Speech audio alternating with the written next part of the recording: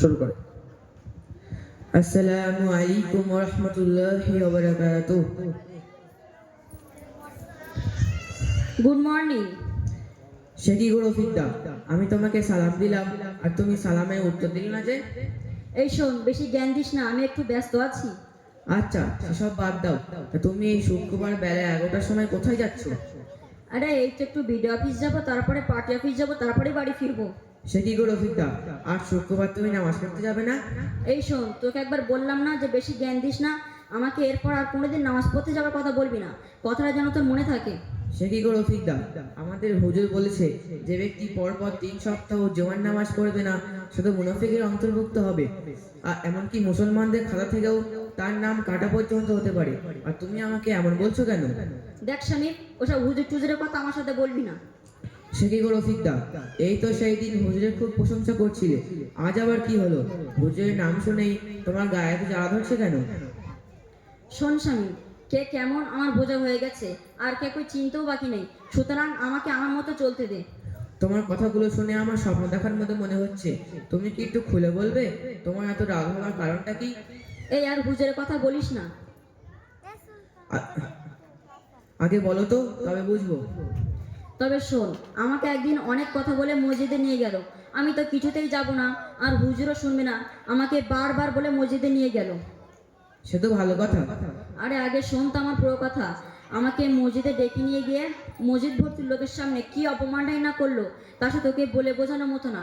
আমি তো কিছুতেই যেতে চাইছিলাম না, আর হুজুর জোর করে ডেকে নিয়ে গিয়ে এমনভাবে অপমানটা করলো, এটা কি ঠিক তুই বল? আগে বলো তো ভাই, তোমাকে কি বলে অপমান করলো?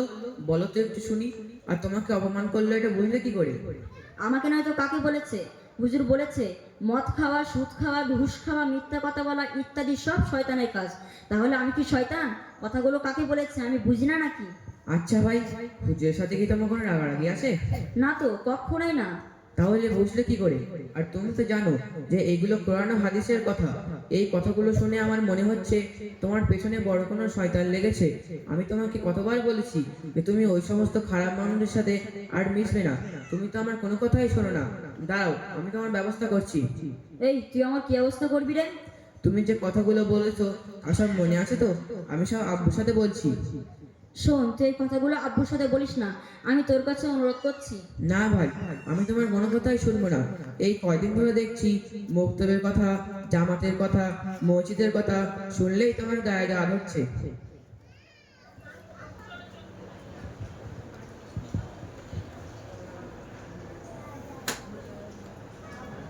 কি জান্নাতের পথ সেটা তো আমার জানা নেই।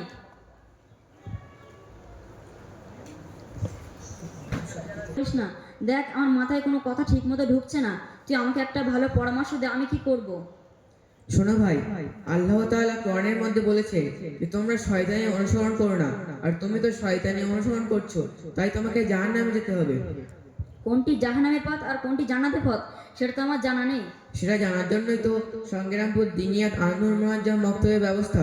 তুমি তো সেই দিকে না গিয়ে উল্টাতে বিরোধিতা করছো। মুক্ত হয়ে ভর্তি হয়ে কি সব কিছু জানা যাবে? হ্যাঁ, অবশ্যই।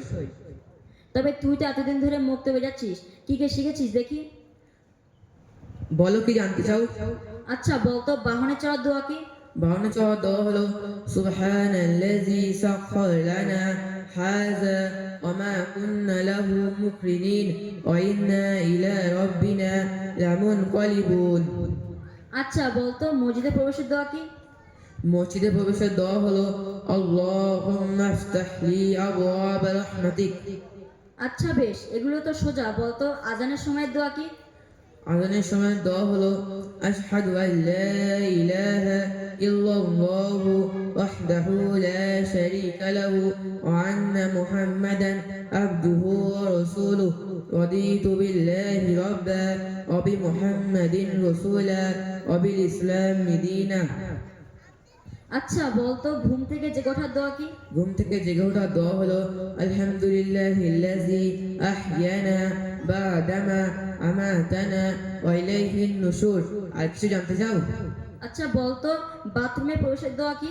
বাথরুমে প্রবেশের দোয়া হলো বিসমিল্লাহ আল্লাহুম্মা ইন্নী আউযু বিকা মিনাল খুবসি ওয়াল খাবাইস। আচ্ছা বেশ, ভালোই দেখছি। তুই তো মুক্তবে গিয়ে অনেক কিছু শিখেছিস।